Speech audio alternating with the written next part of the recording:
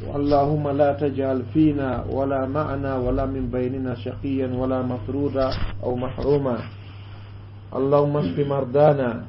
وارحم موتانا وانصرنا على من عادانا. اللهم اكفنا يا ربنا من كل ذي شر بما شئت وكيف شئت. آمين آمين آمين. ثم أما بعد، مرحبا في بيت ربنا مع سنة نبينا محمد صلى الله عليه وسلم. ولقاؤنا اليوم تدور حول فضل الدعاء. نسأل الله جل وعلا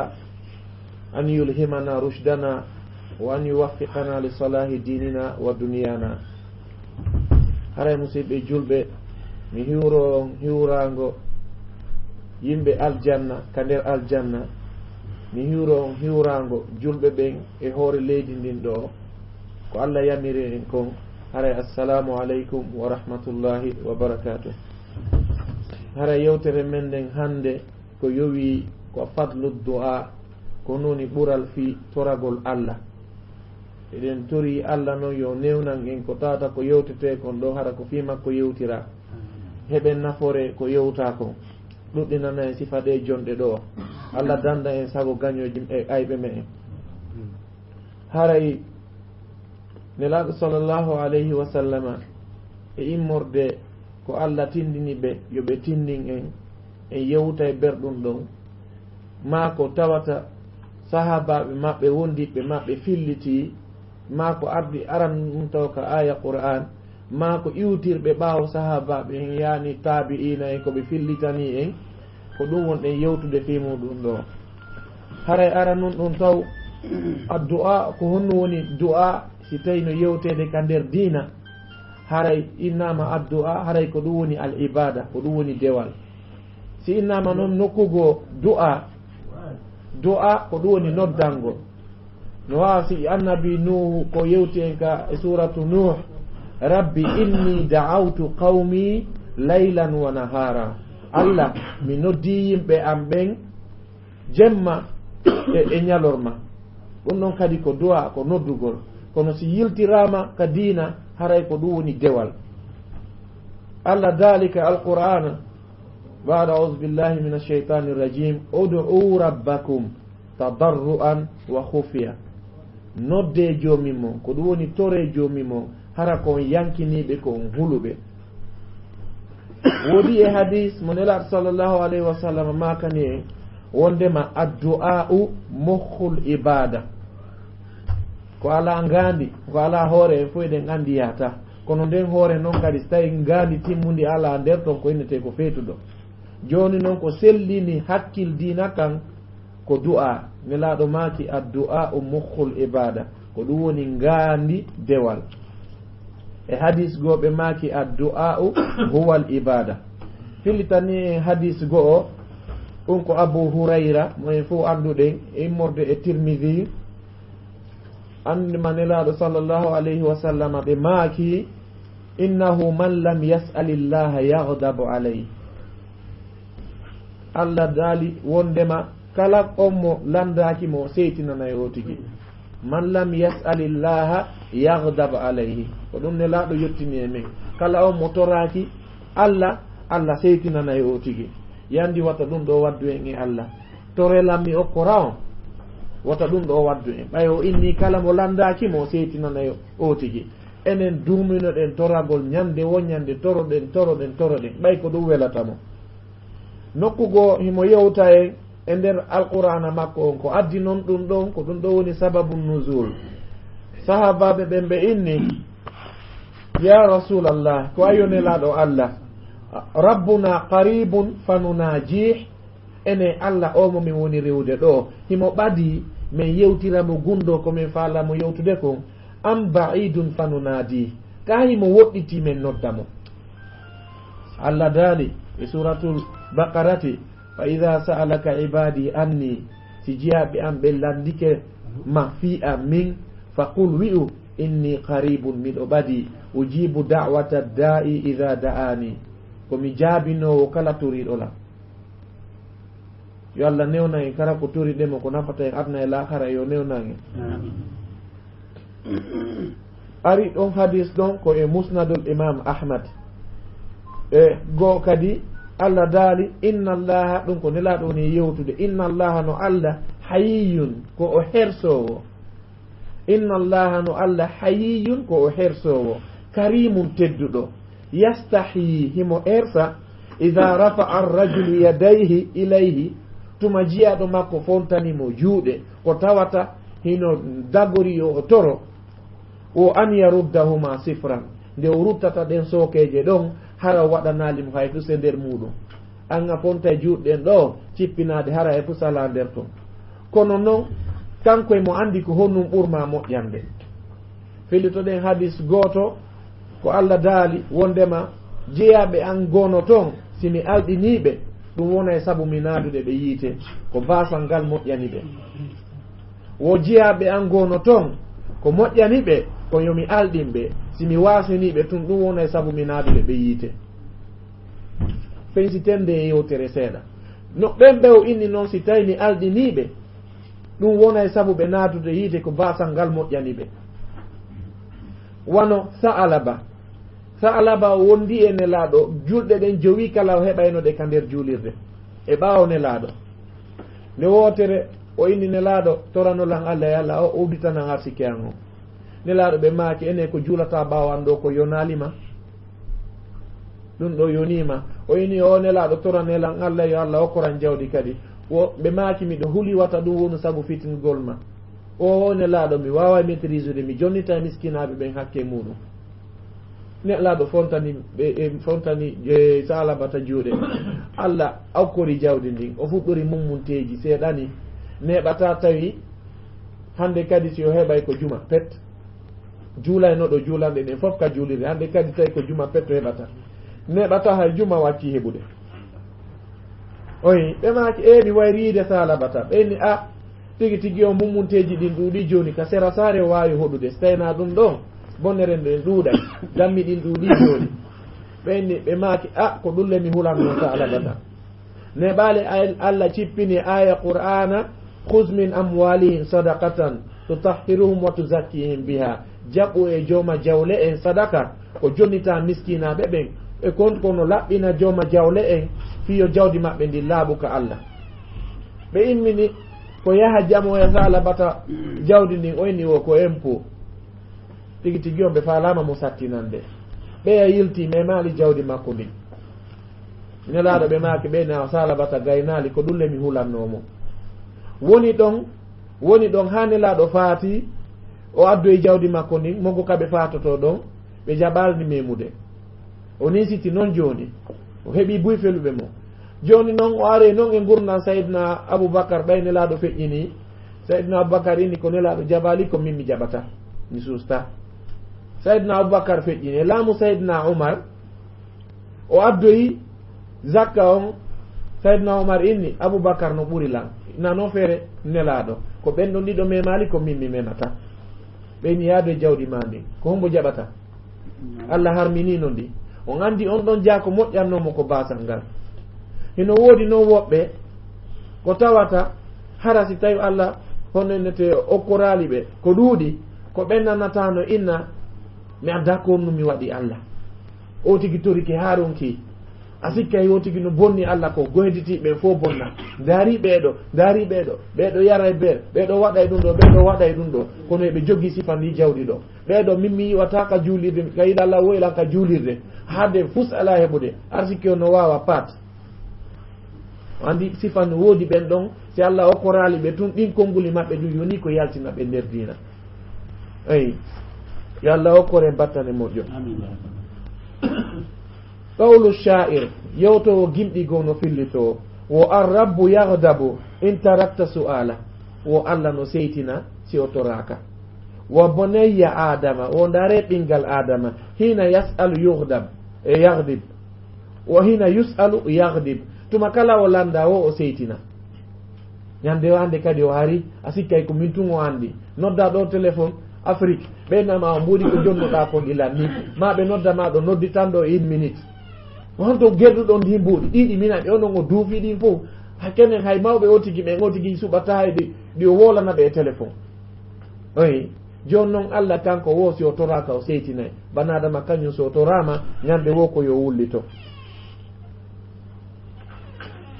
on tuma nelaɗo sallllahu alayhi wa sallama ɓe waaji ɗon sahabaɓe goo ɓe nani ɓenno fo towna dow Allah min ko ɗum ɗo mi torima Allah waɗanan ɗum ɗo ɓe wola sonka dow ga nelaɗo ɓe maaki innakum irba'u an anfusikum waɗe hakkille e mon innakum la tad'una asamman wala ghaiban mo wonɗon torade o wona faaɗuɗo wonɗon torade wona mo ala ɗo kadi o no ɓadi o mo wonɗo torade on ɗo mo wonɗon torade himo ɓadi o seede himo ɓadi o ndare ko honum o yewti fi ɓe yewtoɓe tawata haalaji ɗi kamɓe tigi ɓe hutiti hoore maɓɓe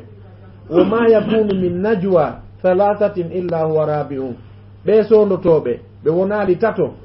si wona Allah ko nayaɓe maɓɓe on wala khamsatin illa huwa sadisuhum ɓe wonali joo si wona ko Allah woni jeegaɓo maɓɓe on oyi wala adna min dhalika wona ko ɓuri tato fanɗude ɗum ko ɗiɗo wala actar wona ko ɓuri jeego ɗuɗude donc ɗum woni himo moggo men oyi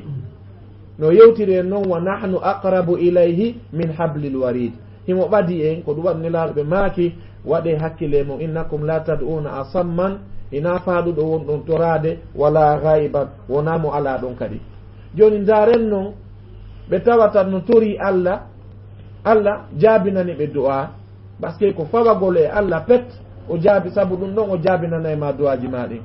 goto e tabi'ina en inneteɗo Hatimil Asam o fokkiti hajju o wayni ɓe ngure makko nden o wayni bon ɗiɗon suti njoɓa ɗuuɗa komi yoɓoto hay onon komi acciri on ko nduuɗa ko honno waaji ɗon lan iɗon sutile miɗo faala hajjoyde mi towni duuɓi woɓɓe inni a baba tigi tigi o menen mi yi aali yo yaw janon inni baba yahe min woni kalifu Allah mawɗon hucciti neɓaali seeɗa tun joɓa on lanni ka nder suudu jiwoy koye fuɗɗi noon felugol na innuno yo baba yoɓe seeno joni baba seenike hay pusala ko ñaamen ɓe fuɗɗi noon felude yamirɗo baabe makko yo o yahu ka hajju jiwo on o ɓitti ka o woni ɗon ko honnon o waɗi o yehi o salligoyi o immi jemma o juuli darɗe ɗiɗi o tori Allah e nder duwawa makko on o inni honno ya rabbi la tuhzini fihim ko ayya Allah wata hersinan e ɓe mi fewtunoman mi inni mi woni kalifu ma wata hersinan e ɓe wonɓe lan e felude ɗo wala tahjalni fihim wata ɓittinan e ɓe fa bakat jiwon o wulli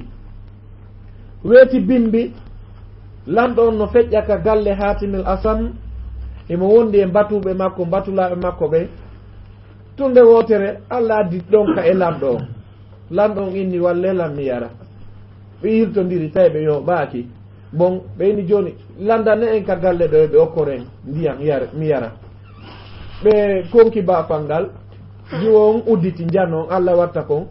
ɓeyni ko lanɗo on tori on ɗon ndiyan ka o yaremo ɗon ɗa jiwo on ñeɗɗo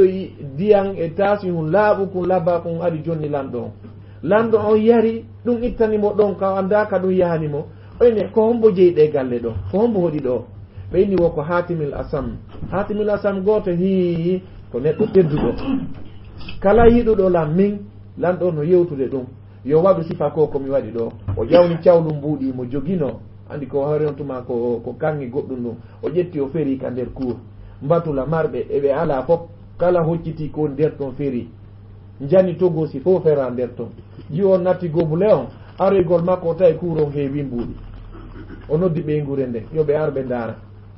ɓe ari hakke ma ko heddiɓe fof welti tawi ɗum ɗo no duuɗani ɓe wulli jiwo on inni wo kayfa ko honno nazara ilayna makhluqun fastagnayna wo tagangel anditi en alɗiwano ɗum ɗo fa kayfa law nazara ilayna alkhaliq ko honno noon si tawi ko Allah darno en eyi ɗum ɗo ko honno gaddi ɗum ɗo ko immagol jiwo on o toro Allah yo Allah newnan en wawa en torade Allah amin shuruti qabuli du'a ino tawa e sartiji yo Allah jaabo du'aji ɗi torotoɗa ɗin al amru bil ma'ruf iya ɗum ɗon dara way ko toñi ni inno a ɗum ɗo ɓuri moƴƴude yamira ko moƴƴi kon yiya ko boni kon kadi o tigi no moƴƴi kon o tigi no waɗa yamiramo way ko sifa ɗum ɗo duwa waɗede ma si o tigi no wadde ko boni kon yamiramo yo waɗu ko moƴƴi kon si o tigi no wadde ko moƴƴi kon couragemo yo ɓeydo ɗum ɗon no tawa e sabuji ko tawata Allah jaabinay du'a nelaɗo sallllahu alayhi wa sallam ɓe maaki la ta'murunna bil ma'ruf pellet o yamiray goonga ko be yamiron goonga kan yo moƴƴere nde e waɗe wala tan hawunna anil munkar pellet kadi haɗon waɗoɓe ko boni ko yoɓe accu aw la yusallitanna allahu alaykum adaba ma Allah rutta lette e mon wurta lette e mon fatadu'unahu on fof hobbino ɗon mo toro ɗon mo summa la yastajibu lakum aw fala yastajibu lakum Allah ronka jaabinande on duwaji ɗi aw kama qala sallallahu alayhi wa sallam donc ko en yii ko honnon haɗata duwa jaabo kene ko si en yii ko boni kon en haɗali so en yii ko moƴƴi kon en waɗali Omar ibn Abdul Aziz tanirawo Sayyidina Omar mo innaɗo khamisul khulafa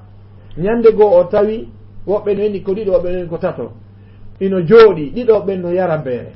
ɓe waɗi ɓe surprise o yon ala yarde o nuli l'arme makko yoɓe hendoɓe ɓe focca ɓe a sikkata ko leydi julɓe ɓe woni eɓe yara beere goto inni wo min mi ala yardegoy min mi yarata beere wo fuɗɗoremo fi honnon par ce que o yii ɓe ano wadde ko boni o haɗali ɓe haysi o haɗi ɓe ɓe jaɓali o dowaka joɗuɗude e maɓɓe ɓay o joɗodi e waɗoɓe ko boni haybi kanko o watta ɓeyni fuɗɗoremo ɓe fof ko ɓe bomɓe eyi ok hino tawa e juwaji ɗi tawata no duwaka iwde ɗengal julɗo ñande be allahumma ya muqallibal qulub qallib qalbi ala dinik allahumma ya musarrif al qulub sarrif qalbi ala ta'atik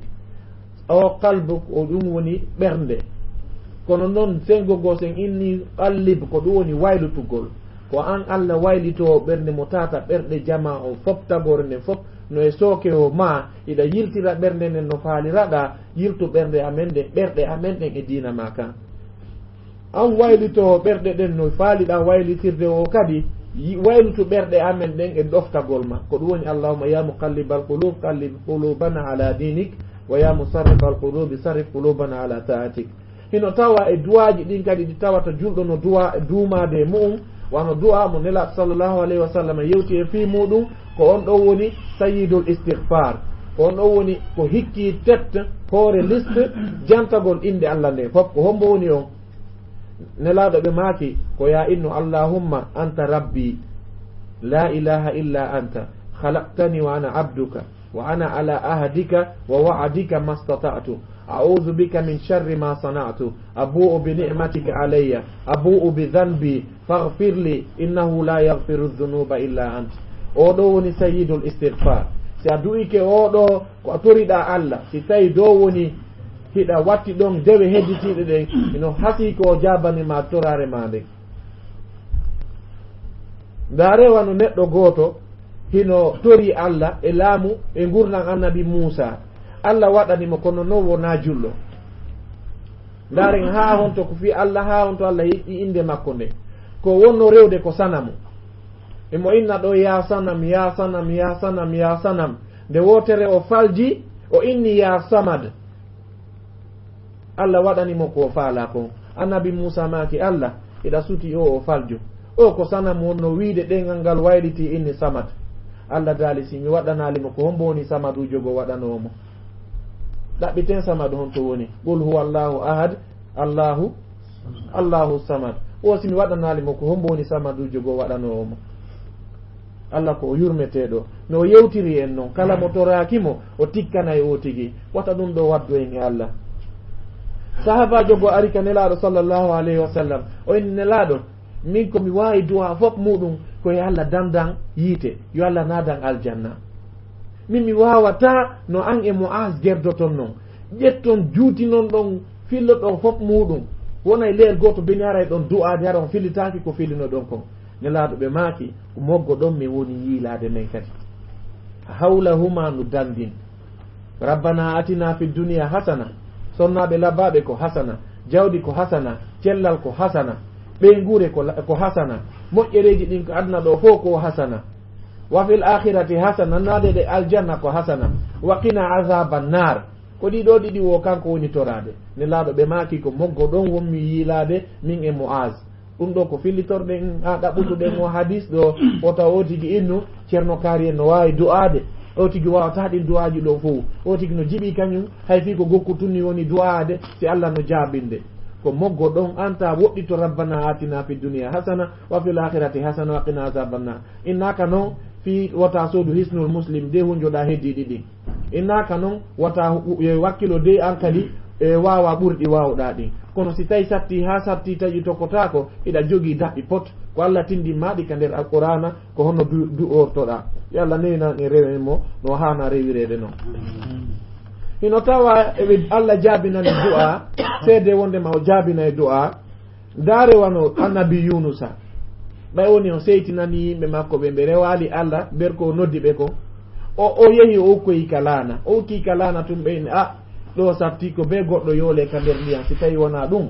en fof en maayay jolle eɓe wakkilaki fof maayen e ɗi ka goto maayata ɓe waɗi tombola ko ɗum woni urba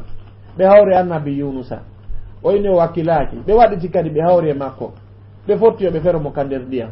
tawi ko Allah on mo jarribade saabu ko muññaki kon yimɓe makko lorra ko ɓe lorrimo kon ɓe ferimo ka ndiyam o inni la ilaha illa anta subhanaka inni kuntu min azzalimin Allah mi tawama e toñuɓe ɓen reweteɗo o ala siona an Allah daali honno wo mi dandete lingingil kono noon ko honnon addi mi dandudema Allah daali lawla annahu kana min almusabbihina si tawi wona o jeyanoɗo e jantotoɓe inde Allah la labitha bi batnihi ila yawmi yub'athun o luttayno kareedi lingingi ha ñalande dargal malaikaɓe gindi Allah men nani hito Yunusa kono ina kakkami woyi nande hito makko ɗo ko maapiɗo noddini Allah daali miɗo andi fi mum o seytina yimɓe makko ɓe ko ɗum waɗi mi faalamo jarriborde reedu lingingi ko prison kam mi sokkanomo ɗo oyi donc saabu no honnon dandimo ko saabu tan himo duumino e jantagol inde Allah nana ɗo woɓɓe nayna bon yahi joɗe waɗɗen ɗakuruwol ɗum ɗon kadi no jeeya e diina ko jantagol inde nelaɗo waɗugol allahumma salli ala muhammad no yiɗidira koye ɗum ɗon ala e nder diina nelaɗo yamirali kamɓe koɓe yamirma la yazalu lisanuka ratban min dhicrillah wata ɗengal ma seeruyngal janto inde Allah hiɗa ka nder bis hiɗa ka to fof muɗum jantoɗa inde Allah ko ɗum o inni en e aya go e suratu al imran wo inna fi ikhtilafi llayli wannahar no e sansodirgol jemma e ñalorma la ayatin li ulil albab ko hayaji wonan ayaji wonande jomiraɓe hakkillaji ko homɓe woni ɓen alladina ko ɓen yadhkuruna allaha ɓe no janto inde Allah qiyaman hiɓe dariba wa qu'udan ko ɓe jooɗiɓe wa ala junubihim ko ɓe waaliɓe ka yiltorɗa o heɓe janto inde Allah oyi si fof ɓe fokkiti walagol nana eɓe inna bismika allahumma amutu wa ahya ɓe yaha ɓe waalo ɓe watta ɗon qul wallahu iza ja nasrullahi ɗumaka qul wallahu qul a'udhu bi rabbil falaq qul a'udhu bi rabbin nas ɓe du'a ma du'a gonno nelaɗo yamiri اللهم أسلمت نفسي إليك ووجهت وجهي إليك وفوضت أمري إليك وألجأت ظهري إليك هكا حديث وهادوي فأنا إنه فوق مودن كدواجي دي تاوتا الله إنه يميري إن يندؤر parce que kanko tindini nelaɗo kala ko nelaɗo yewti koye morde Allah wa ma yantiqu anil hawa in huwa illa wahyun yuha nelaɗo yewtirta beleɗe kala ko ɓe yewti ko immorde ka alqur'ana e suratul najmi nda rewano annabi ayuba o nawni ha ɓengu makko tigi pottitimo kono nde o fontuno juuɗe o inni rabbi anni massaniya shaytanu bi nusbin wa azab nokkugo inni rabbi inni massaniya durru wa anta arhamur rahimin mi sonjike ko woni yurmeteɗo Allah sellinimo oyi Allah sellinimo ndaren annabi ibrahima kadi ko yahuno hoɗi makka e ni jareni ɗi tata ko désert kono inni rabbi inni askantu min dhurriyati mi ardide e ɓeygure am mi waadine aynde tawata hay fus ala seede fus ala gayri dhi zar'in ndi ala remuru inda baytikal muharram moggo ka suudu ma hormantendu oyi joni Allah yaɓi jaabini du'a o kono o ɓeydi du'aji buyɗon kadi o inni rabbana li yuqimu salah Allah waɗuɓe ñinnoɓe julde goɗɗo landotako si makka juulay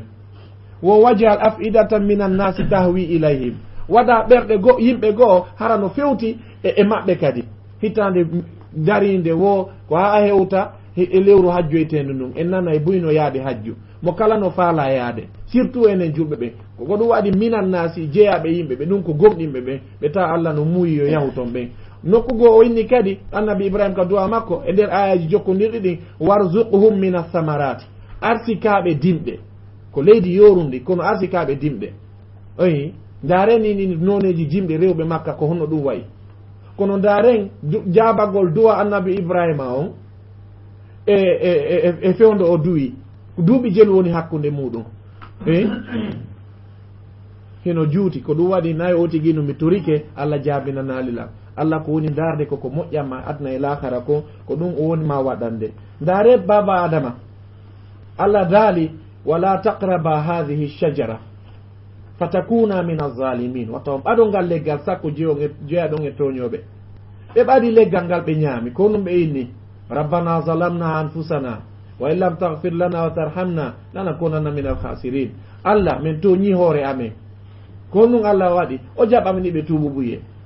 ɗum ɗo fof ko hollugol kala no wawɗa kala ko toriɗa woni a bonnu woni a faalamo landade fof muɗum kanko dambugal ngal no udditi ko ɗum waɗi o inni wo o cippoto ko asama adnaga fiyo bonnuɓe ñaloma ɓen yoɓe jeejumo fiyo bonnirɓe jemma ɓen o yii o artira to kadi ɓen ɗon kadi yoɓe jeejumo fof muɗum ko fino moƴƴirana adna e laakara o woni wadde ɗin piiji ɗon hino tawa e duwaji ɗi waɗeten ɗin kadi kone molotoɗen Allah fi yen rutto e heferago goɗɗum ɗum noon ko kanko tigitindini en rabbana la tuzigh qulubana ba'da id hadaytana e suratu ali imran Allah wata waɗu ɓerɗe amen ɗen oño ɓaawo a fewnude men Allah wata men jokku beleɗe Allah wata men yilto e heferago ɓaawo a fewnude men eno woodi duwa daɓɓo mo tawata on hewanande ɓe du'oramo yimɓe ɓen e julirɗaji ɗin kono nelaɗo ɓe du'oraynomo on ko inneten enen ka pular Allah wata mi luttuka mi fuɗɗi c'est à dire a évoluali iɗa waɗi tabum ko 10 000 duuɓi sappo ɓawti hikka ko 10 000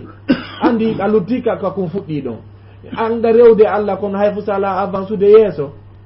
nelaɗo ɓe maaki allahumma inni a'udhu bika min alhawri ba'da alkawri Allah wata mi ruttito ɓaawo mi feƴƴude yeeso ko ɗum woni Allah wata mi oño mi arda e majjere ɓaawa a hollude lam peewal ngal hino tawa e du'aji kadi o tigi ɗuɗɗinta allahumma inni as'aluka fi'la alkhairat Allah newnana hara ko moƴƴi ko mi faala e ko faalaɗa mi waɗata hara nako ko min mi faala hara moƴƴanalanka ka lahara wa tarkal munkarat e accugol waɗugol boneji kadi ndaren neɗɗo maapiɗo ko raɓɓiɗi pot kadi Allah jaabinani mo du'a kono ɗum ɗo fof muɗum ko sabu ɓernde makko nde sabu ɓernde makko moƴƴune nden hasanul basri hajjaji bun yusuf noddimo warugol mo fof no andi si hajjaji inni waɗay o waɗay ɓay woni hajjaji bun yusuf immini garde ɓe yahanimo ɓe addimo kanko noon ko yoɓe hirtirwa cofum ɓe addimo fof no suti ka dande makko nden seedata e ɓandu num ɗo kono no yiiri hajjaji guite makko ɗen o yiiri ngon batuɗo o tawi komi noddira hina fi jam ko fi bone o memmini toni makko ɗin seeɗa na ko ɗuuɗi o yehi o ɓaɗi hajjaji Allah jaabini ɗon konko memiti toni ɗin ɗon hajjaji ɓannitimo aba saïd mi wayrima yi'ude o mooli waare oya nden adde parfait ko ɓe woni tedduɓe ɓen ka leydi ɗo hay o no hana teddinede addanemo ko o yara jooɗo moggo an ɗo on tuma ɓe inni a bon joni haray mi afa alamakka bonnude programme ji maɗi miɗo yiɗi joni noon haray mi tongitima min on komi nodduma ko par ce que mi wayrima na ɗum o noddirnomo kono ko warugol mo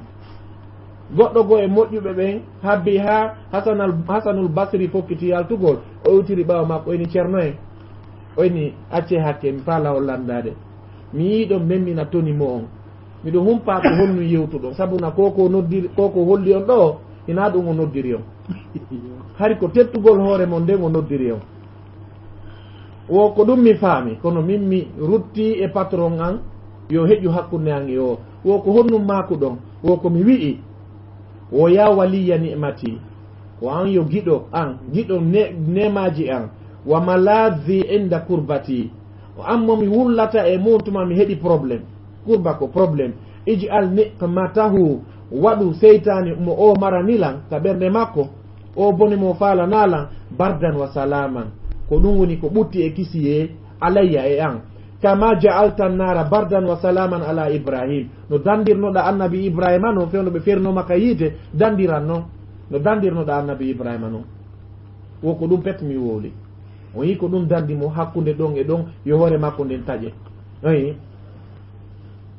no wodi du'a kadi mo otigi maapike ko o toroto ñande julɓe ɓen maapino Madina ñande ɓe jasunolngol gaawol janɗugol balɗe 13 ɓe jasude surawol ngol no e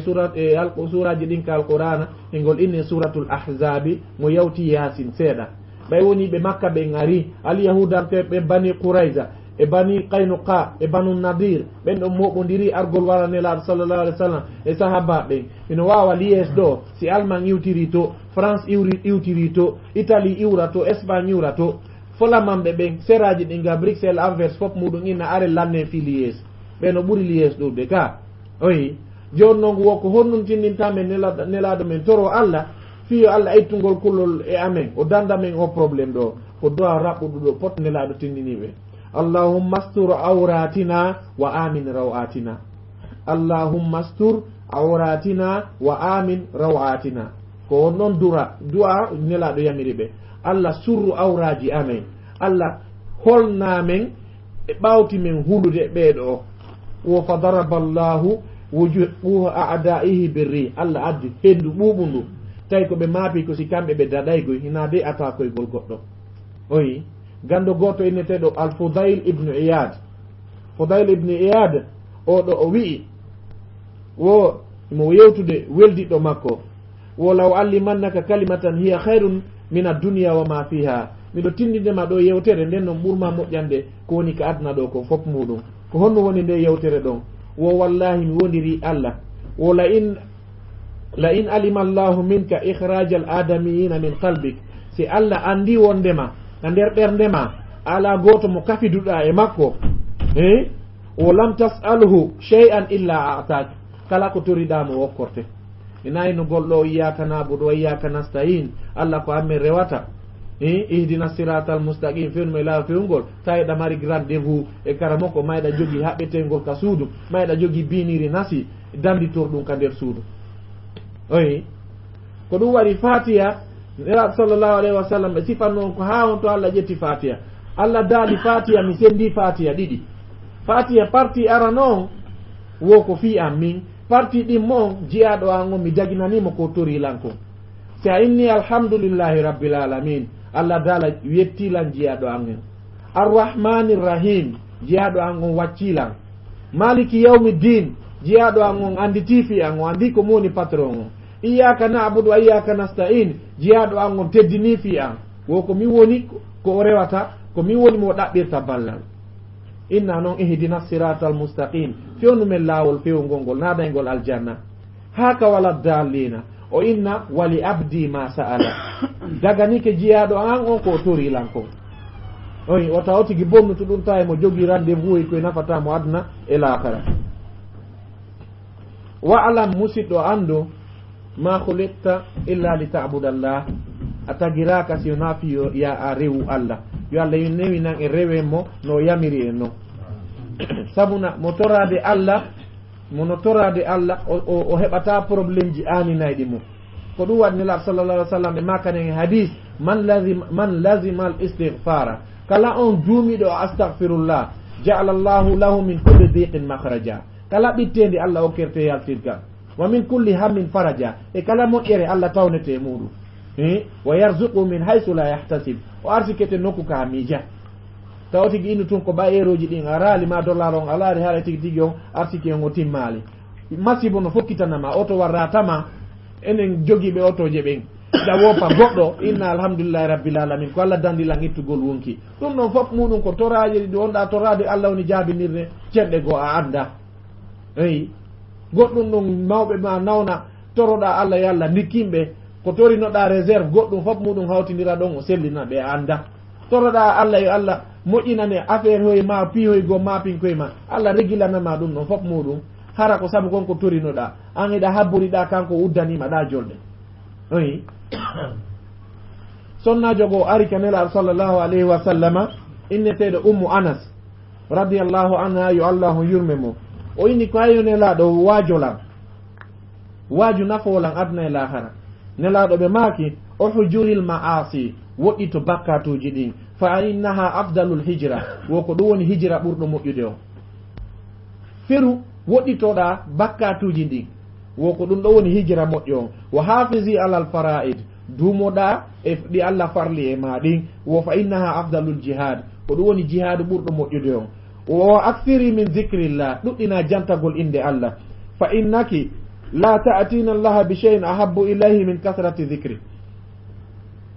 ala ko waɗanta Allah ko ɓuri yiɗude wastayɗa jantade inde makko ne kono inni wa azkuruni azkurukum washkuru li wala takfuruni jante fi am mi janto fi moɗon yettelan e komi waɗani on ko watta o yeddan ko noon yeddugol ɗon ko salagol andudugol nemaji ɗi o waɗanmaɗi ɗum ɗo woni wastay a yeddimo ayi sa ƴetti ɗo joni mbuuɗi towuɗi seeɗa a okkiɗo goɗɗo innalma hay jarama anin say ko jonnandamo ɗi kanko noon kan itti noon sikke o korte hendu ndu foofa o korma gite alam naj'al lahu aynayni wa lisanan wa shafatayni wa hadaynahu najdayn o waɗima ko a julɗo tawa ɗum ɗon tun yo naalima eɗa ɓuri lamɓe laamiɓe Amérique ɓen fof ɓabi Amérique na Amérique julɗo laamaki toon an on miskina eɗa ɓuri mo ñande fottoy ɗon ka lahara eɗa mari aljanna kanko emo mari yiite ɗum ɗo yonalima eɗa inno ko tuma heɓuɗa milliardi hara eɗa mari hélicoptére ko jindira e nder saare ne enen tori Allah o newnan en to rewe men o hana rewirede noon hino tawa e nder du'aji ɗin kadi o tigi ko du'a yewtude ko tawata nafa mo adna e lahara si tawi woni o tigi no ɓanni ñamete wata o kafudu e cheytan o inna bisimillah si o gayni ñamude o yetta Allah alhamdulillahi alladi at'amani hadha wa razaqani min gayri hawlin minni wala quwa mi yetti Allah o ñammin ɗolan artikimmi o ñameteɗo e ɓawo doole am par ce que na doole ma antun ya okke ɗo gabbu gotum naɓugum ka sambourma dara sikon wona e ɗum sako maro oyi ma ƴetta sanka ko maro sankoɗa ko sankoɗa o osimo faala o fuɗina ɓaya anda so tawi maro ko abbere nde feeriɗane nde hippi e so tawi nde dari an a liɓi tun kanko moƴƴinanama ɗum ronka yettude nemaji makko ɗi oyi si o tigi kadi no fokkutude ka hurgo o woola allahumma inni a'udhu bika min alkhubuthi wal khaba'ith yalla danna saytaneji gori e deyi si o tigi yalti ka hurgo o inna ghufranaka alhamdulillahi alladhi adhhaba anni al adha wa afani Allah mi weltanike ma an yaltinɗo e o soɓe e an sellinɗalan kadi ko ɗum no tawa e yimɓe men moƴƴunoɓe ɓen ɓawo ɗo o si ɓe yehino ka hurgo no woduno ko ɓe wowlayno wo yetti Allah on sellinɗo ɓe yaltinani ɓe ko ni do sonja wonɓe e nder ɓandu maɓɓe par ce que si ɗum yalti e ɓandu adama e tawde jama haray ko ɓitteni ɗum ɗon kala mo fondino e mum ɗon o yiɗa heɓe yiitududomo oyi hina noon feere tawi ɗo ronki yaltude e neɗɗo o hewtoyay ka labtani ɗum ɗon fof ɗin ɗon fof no régili oyi o tigi inna Allah alamo waɗande moƴƴereji makko ɗin yo Allah newnan en jantoɗen fi makko no hana jantirede noon nene Aisha ɓe maaki wonde man elaɗo sallllahu alayhi wa sallama ɓe fillike wo ma min sa'atin tamurru bi ibni adama lam yadhkurillaha fiha ala sayi goto mo feƴƴiro bana adama mo jantaki inde Allah e mu'um o illa tahassara alayha yawma alqiyama sina o tigi nin say ɗum ɗon ñalande dargal ɓe ka kaburuji si ɓe nani ɗen wola ɗo la ilaha illallah ko num ɓe nata si ɗen anduno valeur la ilaha illallah en tuttatano ka si ɗen anduno valeur la ilaha illallah en tuttatano ka adna ga ɓay kamɓe dossier ji ɗi lannedike hande kadi koɓe nelda kon sadakatun jariya ma ɗum ilmun yuntafau bihi aw waladun salihun yaɗula sadaka mo tawata hino yaha e génération ji hino ɓuri noon moƴƴude ɗin sadakaji ɗon ko gandal no woodi ɗo defte windaɗe haare islam ko dogi ko duuɓi 100 hande islam no jogi duuɓi wulure e 100 ko fawi ça fait 6 hitande gandal maɓɓe ngal no yahude wono ibnu qayyim al jawzi wono ibnu taymiya wono imamu nawawi ma wono honenete bukhari ma wono muslim nasa'i abu dawud dara qutni ibnu maja duuɓi 6 gandal maɓɓe no yahude ibnu hajar al asqalani ɓeɗo fof muɗum gandal maɓɓe no yaade ala woni du jassata ɗo duuɓi 100 ɗon ala sunudu darnanta miskinaɓe duuɓi temedere araydu ɗon eyi ala ko waɗata ɗo sina wono gandal luttirano noon ɓiɗɗo ma ɓurata duuɓi temeɗɗiɗi eyi en torodiri en rutto ko jangete ɗon Allah newnana en wawen jangude nelaɗo sallllahu alayhi wa sallam Allah no guida ɓe ko ɓuuri e moƴƴude gidande enen kadi rutten hakkille men e nden gidande ɗon ko honnon Allah darani nelaɗo e aya qur'ana seede ko jantotoɓe Allah ɓen ko ɓe woni ɓuuri moƴƴude ɓen Allah daali wasbir nafsaka muññi wonkima kin ta ndaru de jowma jawle en an kadi muññi wonkima e ɓe fottidata janga alqur'ana ɗo bimbi e kikiɗe wasbir nafsaka e homɓe ma alladhina yad'una rabbahum bilghadati wal ashiyi bimbi e kikiɗe yuriduna wajha hiɓe faala joddi Allah ndin wala ta'du aynaka anhum wata ittu hakkille ma e maɓɓe oyi ko ɓe ɗo Allah yamiri nelaɗo sallllahu alayhi wa sallama yoɓe wondu e mu'um wona yo tigi ittu hakkille makko ɗen e ɓeeɗo o nene Zaynab jammetenoɓe aranum barra nelaɗo sallllahu alayhi wa sallama ɓe wattiti inde maɓɓe nden ɓe jammi ɓe Zaynab ɓe innitiɓe awa Zaynab ɓen ɓe maaki jande goo min juuli subaka mi jooɗi miɗo janto ɗon inde Allah ko ɓooyi nelaɗo ɓe yalti ɓe aritoyi ɓe tawi miɗo jantade ha han inde Allah ɓe inni wondema ene mi tindintama ko ɓurma moƴƴande ɗum ɗo nene Zaynab ɓe maaki o woyo nelaɗo tindinela on tuma ɓe maaki koya wi'u haysi ko nde wotere heɓuɗa ɗum ɗon ala ɓurɗo ma sina wolɗo berɗum ɗon ma woli ɓuri ɗum ɗon Allah o ko yotigi innu subhanallahi adada khalqihi subhanallahi zinata arshihi subhanallahi midada kalimatihi subhanallahi zinata arshihi o tigi wowla ɗum ɗo adada khalqihi subhanallahi rida nafsihi subhanallahi zinata arshihi subhanallahi midada kalimatihi sa woli ɗum ɗo harayɗa mari baraji moƴƴire baraji hewunde yo Allah newnan en wonen wawoɓe torade Allah no yamiri en noon o jaɓana en toradeji ɗi wonɗen torade ɗin allahumma ij'alna laka khashi'ina waj'alna laka khadi'in wala taj'al fi qulubina makanatan ghayraka tu'bad wala tuhrimna min lazzati an-nazri ila wajhika al-karim allahumma adhiqna barda afwika wa halawata munajatika allahumma la tushmit bina aduwan wala zalima allahumma bika amanna wa ilayka anabna wa ilayka al-masir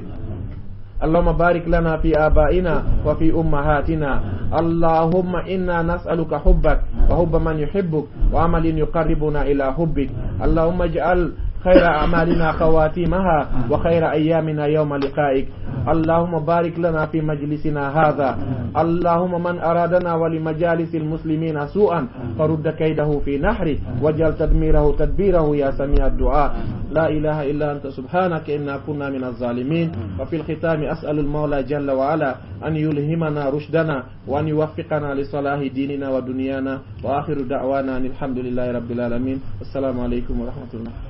haray ɓe yewtiyam fi ko inte kon fi du'a hay ɗo on alhamdulillahi rabbil alamin ɗo on laaɓi few ko woni haray e nder ko ɓe yewti kon en ƴette toon seeɗa e ko ɓe yewti kon haray fillito ɗe haray na goɗɗum ngo wonɗe wattude hoore ɗum ɗon le anda ɗum ɗo hino yoni koyno wonɗen fillitanade yoga e ko ɓe rewi kon e mum ko fiye ɓurtu faamude ɓurten manditade neɗɗo seera woni o nani yewtere nde wotere o anda e nde so nanti nde o andita nde nde ɓurta ko inte kon tabitude on Allah subhanahu wa ta'ala dalir noon fa zakkir fa inna zicra tanfa'ul mu'minin haray andintingol ngol nafa e gonɗi men e haray koko ɓeymi ɗo ɗe wano du'a on no ɓe addir noon ko henɗum woni du'a haray du'a no ɓe addir noon ko noddandu ha ɓe addanin annabaɓe ko yewti wano o enir noon inni da'awtu qawmi laylan wa nahara ay mi noddi yimɓe am ɓe jamma ñalorlo e yo jaka du'a ko noddandu joni noon si ari du'a mo wonɗe o yewde fi mum ɗo haray na du'a mo tawata ko goɗɗo nodda no ɓe addir noon haray koko noddeten kum Allah subhanahu wa ta'ala ko ɗum woni addu'a ko noddeten kum Allah subhanahu wa ta'ala e haray oɗo du'a ko hunde nde tawata Allah subhanahu wa ta'ala hino waɗi nde hakkunde men e makko fi waɗangol en yoga e piiji ɗi tawatiɗen hato jil e sen daari Allah subhanahu wa ta'ala no woodi piiji goɗi o waɗa ni hara en toraki mo ɗi few wano tagugol e woodina en est ce que en tori ɗum Allah subhanahu wa ta'ala en toraki mo ɗum waɗugol en ɓiɓɓe adama en toraki ɗum Allah subhanahu wa ta'ala kono noon kadi hay waɗugol en julɓe na enen ɓanta juuɗe ginni Allah waɗu men julɓe kono ɓay Allah ɓay o woodini en o hokki en hakkillaji o waɗi en julɓe o holli en ko hen ɗum faalaɗen ko hen ɗum en faalaka piiji goo o waɗi ɗin ɗon sen heɓay ɗi ko di wasatati du'a c'est à dire ko du'a o waɗi hakkude men si en torike o jonna en si en toraki o acca ɗon ɗum ɗon ko ɗum noon waɗi haray oɗo du'a ko hunde nde tawata e wata wonde ɓaawo Allah subhanahu wa ta'ala hino daali wallahu lganiyu wa antumul fuqara ko Allah woni galo yondini ɗon e mum ko non woni waasuɓe haton jimi ɓen Allah subhanahu wa ta'ala ko ɗum waɗi enen e wata wonde en toraki Allah subhanahu wa ta'ala ko ɗum waɗi oɗo du'a Allah subhanahu wa ta'ala ko waɗimo ko jeeyaɗo e dewal ngam no ɓe addirno hadisaji ɗin ɗinno kanelaɗo maki addu'a'u huwa al ibada haray du'a on ko ɗum woni dewal o ya hadis ɓeni addu'a'u mukhul ibada haray konte kon du'a ko ɗum woni ngandi dewal ngal ay e jaka sa nani dewal tigi tigi ko du'a on ko ɗum waɗi du'a waɗantaki hay goto naɓirtaki hay nokki sona ko Allah wa anna al masajida lillahi fala tad'u ma allahi ahada haray julire rewo ko Allah jeyi ko Allah daali ɗum haray taw rew watti don e Allah hay e goto ma ɗum o taw noddu watti don e Allah hay e goto par ce que du'a ko dewal haray noon oɗo du'a ɓe yewti en e piiji dan nder ton ɓe yewti en wondema yimɓe moƴƴunoɓe ɓe tawata e wawata comparade ɓen hande moƴƴugol ɓen si ɓe maapinoke ɓe holli en ko honto ɓe fewtirta est ce que ɓe fewtino nokku gosi wona ka Allah subhanahu wa ta'ala ɓe ƴettani en mise ka annabaɓen ha ɓe ari e mise ko inte kon janguɓe felɗunoɓe maapinoɓe maapundeji ɗi tawata no gasa en en mapaki sifa ɗin kono Allah subhanahu wa ta'ala o yaltini ɓe e probléme mo ɓe woni on ma probléme sutiɗo ɓe on ɓawɓe yewtude ɗum ɗum kadi e nder kadi yewtireji maɓɓe ɗin toujours ɓe yewti en kadi chartiji waɗa ɗin ha goɗɗo jaabinane du'a joni e yewti ɓe yewti du'a en du'oto kono est ce que kono on tigi faalira non du'orta ka kono Allah faalirano kono Allah faalirano Allah no wallini sartiji so tawi aɗa woni a noddimo mo wallini sartiji fi yo jaabuma ɗen andi oɗen piiji ɗin fof e inna a oɗo no mari droit ɗum oɗo mara droit wayi ko Allah kadi ko même chose sa torki ko ala droit hendagol hendotako sartiji no waali toon ko ma addira sartiji ɗi no ɗi hanirno ko ɗum waɗi haray ɗum ɗon kadi ɓe yewtima haray no jeeya koɓe yewtege yimɓe moƴƴunoɓe fewtuɓe Allah subhanahu wa ta'ala annabi Yunsa oɗo annabi Yunsa no ɓe yewtiren noon o noddu yimɓe makko ɓen ha tigi tigi ɓe jaɓali o foddi ɓe koyinte kon lette o satte makko ha feƴƴiti koɓe jaɓali kon ha o hucciti ko o tikkanɗo ɓe annabajo noon hana wadde ɗum tawi o falji ko andirɗen ko banno adama kam falje o tawi o falji o dogi o hana dogude o monike o hana kam o hana monade fewde ɗum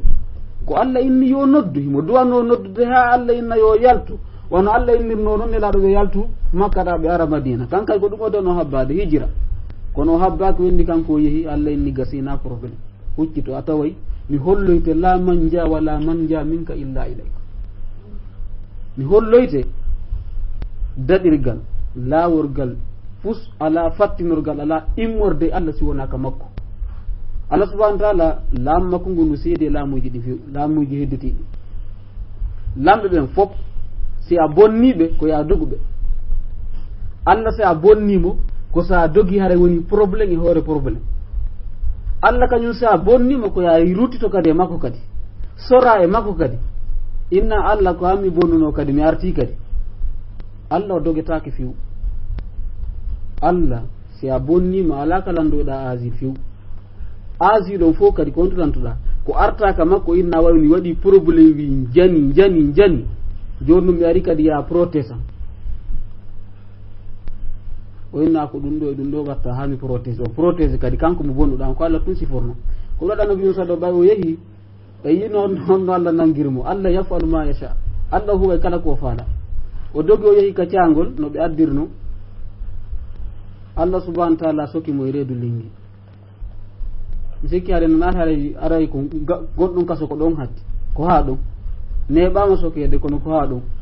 Allah soki mo e reedu lingi ngi yehi ka bafo ndiyam ɗam ley jooɗi ley toon o inni ɗo joni nangodirama jiyaɗo an on ni mi dogayla jomi ɗen huwodirde he ko annabajo o faama tinna programme ji Allah ɗi na ko enen ko Allah subhanahu wa ta'ala inni wo min meminayɓe ay wala nuzik annahum min al azabi al adna duna al azabi al akbar ko fiyennuno ko la'allahum yarji'una ga yo Allah faamingi annabaɓen kamɓe ɓe faamay no tinna programme ji Allah ɗi enen kadi yo Allah waɗen faamoɓe tinna Allah inni wo min dekkinayɓe ko noon Allah addiri min dekkinayɓe lette togose ɗen lette adunaje ɗen harana lette mawɗen to kala hara tawde wo la'allahum yarji'un fiyoɓe yiltito ko programme Allah ni goɗɗo watamo sanzude sunnatallahi allati qad khalat min qabl wa lan tajida li sunnatillahi tabdila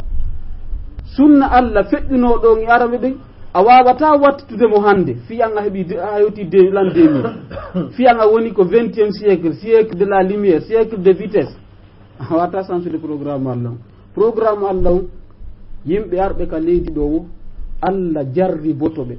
o waɗa fitina e maɓɓe fiyoɓe artu e ley makko fiyoɓe artu ɓe ruttito ko ɗum waɗi annabi Yunsa ko ɗum menimo o falji Allah yehi frappi mo sokimo kono ko to ɓayo faami programme Allah ko ɗum o wattuno ko la'allahum yarjiuna ko fiyoɓe yiltorɓaɓo hari o yeehi o muutike seeɗa o yiltite kadi o inni no ɓe addirani non duwano o inni ko la ilaha illa anta subhanaka inni kuntu min azalimin o inni Allah reweteɗo ala sona laaɓal wona nima o inni mi woodi tigi tigi min o mi laatike toñuɓe mi toñi fe mi farji yaafo ɓe addani en aya on Allah inni gasi o jiyaɗo am mi yaafike mo kono Allah addi ko fi henɗu mi yaafori mo lawla an kana min al musabbihin la labisa fi batnihi ila yawmi yub'athun si wonano ko tawi kon o laatike mo subu hinade o tuuba o ruttito e amen ko ɗon o wonayno ha ñande dargal o Qur'an ka jippotonoɗo ɗon andi kono jangiran ɗen isa makko ko Allah hino soki annabajo imteɗo annabi imteɗo Yunusa imo soki mo reedu lingi so tubano ko ɗon o wonayno ha ñande dargal en fof ɓe jangan histoire makko kono innanimo ka caango mo soki toon kono Allah yaafimo ɗo e ɗon hewtude e ɓe addani en kadi wano tigi tigi annabi Ibrahima en ala natiri ɗum fof ko fiitu wonɗen kono ɗum duwaɗen famude ko ɓoni ko yewtude seke ɓeɗo fof ɓay woni Allah ɗumannike ɓe kon to ɓe ruttitino kaka Allah kono mi haalna en ɗo piihu gotum seede fewɗo aray hino falja seeɗa ko probléme joni wadde fof ten ƴettotaw ka leydi hefere ɗen ka leyɗe julla ɗen ha hande a yiyata goɗɗo hino interviva o wowli ka télé no o wawi wondema haara ɗi probléme ji ɗo yettiɗen ka Allah ko innugol tu warren ɗo se warrini naatireɗa sen sornotiriɗa yaltirayɗa Allah inna sorne ɓe sorna ɗum kadi ronka yaltude fiw ala ka falliraka afangal wo ko ñuuƴi on faami ala ka falliraka innano walla ɗe gandi kamen ko innano hande kadi ko ɗum ɗo tulluttuno ko sori ɗon jonnutu élection waɗe ɓe yewten fiimo innano ko ɗon c'est fini si ɗum ɗo waɗi haare lanni na yi kadi ka folonza ɗon awa haray ko la'allahum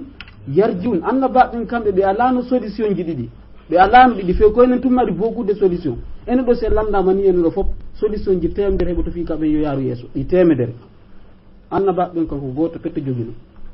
honto yiltitagol direct ka Allah subhanahu wa ta'ala kono en anda no hani yiltitade sen andi kadi no hani yiltade en anda ko honno yiltitorte sen andi ko honno yiltitorke yiltitugol ka jaman ko probléme handi ka wonɗen ɗum no hulɓini harele ko ma anden ko honto duwaɗen yiltitade anden ko honno yiltitorten jaɓen kadi yiltitagol si ɗum ɗo wawal timmude haray e wawata marsinde ko ɗum yewɓe nani aya mo Allah yewti on wo ko sunnatallahi allati qad khalat min qabl wo ko laawol Allah ni ngol wallilno neeɓi ko adi o faami kono wo lan tajida li sunnatillahi tabdilan de lan 2000 tangol lan 2030 kadi na ɗon kadi toytangol sino faala yahi ha lan semmi sunna Allah mo wallini on no programme makko yatano goɗɗo watamo sansude en tori Allah subhanahu wa ta'ala faami ɓe yewti en haray o goɗɗo goo Hasanul Basri on no hina jeeyaɗo e annabaɓe on no kadi ko karɓe ko gasa ɓeyɗa ñinnayi ko ɓay ko annabaɓe ndaare oɗo o ari o yi probléme o hettu ka probléme ko toɗi tummen mini o ɓantal juuɗe te ha ɓe anda motorade Allah par ce que so ɓantuɗo ɗum ɓe nano fuɗɗike nangodirde e patron par ce que ɓe andi Allah goy ɓe wonnoɓe nangude ko won pirdema ko par ce que mo jokki al mo jokkodiri e Allah o tawi ko yo suusu ko memmingol toni tum tawi kadi ko seeɗaɓe tum fama to memmini na toni tum memmino joni noon toni memminama juuɗe ɓantama on faami haray tigi tigi on hiɗen duwa yiltitade ko Allah subhanahu wa ta'ala faala ɗo yeyyita to yo Allah subhanahu wa ta'ala niwna o jonnen solution no yaren noon oɗo memmirtoni ɗin eyi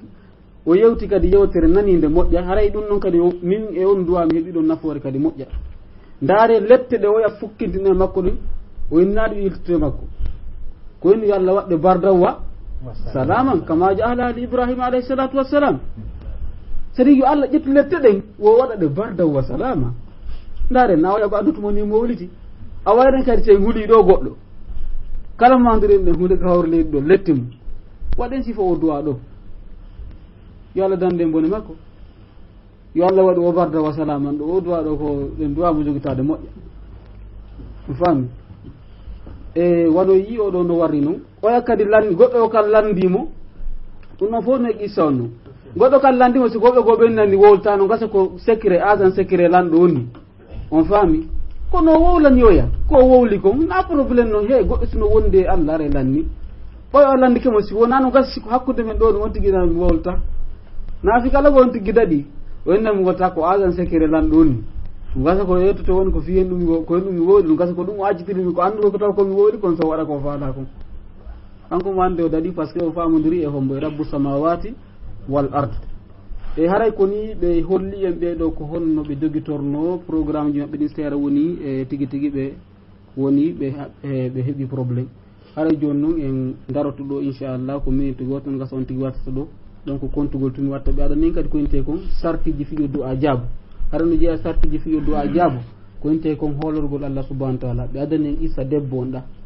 ay wonon o hoolor noon Allah subhanahu wa ta'ala on tigui hooloto wondema du'a on jaaboto nayi on tigui toroɗo kadi haw garina o hinna tigui tigui on kanko o anda so jaaboto ma so jaabota ko no ko yo fellitu jaaboto no jeeya kadi koyinte kon ko watta ha goɗɗo jaabinani du'a koyinte ko laɓɓingol ñametemum on laɓɓingol ñametemum on goɗɗo landike neɗaɗo yo neɗaɗo toranomo fii yo du'a makko on jaabo neɗaɗo maki yo laɓɓi ñamete makko on du'a makko on jaaboto ɗen andi kadi hadis so en janggimo aray ko arbo on hadis an nawawi sen hewtimo awa sen hewtanimo en hewtaymo nder ton wondema o ko Allah subhanahu wa ta'ala kanɗaɗo maki ɗum Allah ko laaɓuɗo o jaɓata sowona ko laaɓi ɗon haɓe janti ɗon fi gorko mo tawata oɗo o ɓanti juɗɗen o toriki Allah fewde ka tawata himo soñji himo tampi moƴƴa ko nde tawde ko ñaami ko wo ko ɓorni ko wo ko yari ko wo ko o ne'ira ko wo fof no harmi te o wataka jabanede hanni la tigi ɓe landi en jaabo ɓe landi ɗo yen jaabota goto mi wata jabade ɗum noon o inni fa anna yustajabu la honno ɗo jabinirante du'a ala ko ɗum ɗo wata yinde ayi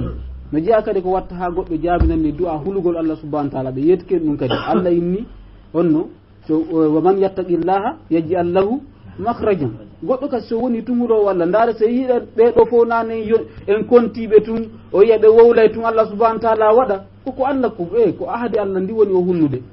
Allah ko hunno o ahadi Allah daali o man yattaqillaha yaj'al lahu makhrajan joni no wano Hasanul Basri no ɓe yewti o ɓen ko huuloɓe Allah no annabi Ibrahima en annabi Yunusa en ɓe seeɗi probléme tun ko garanti mo Allah ƴettani ɓe on wallahi o ɗumanoto enen kadi en tori Allah subhanahu wa ta'ala okken kulo Allah haray ɓenni kadi hebbine waɗugol du'aji ɗi moƴƴa natir ɗum ka hurgo yaltir ɗum ko inte ko hono natir ɗum suudu yaltir ɗum ñamirɗum ma ɗum ko kala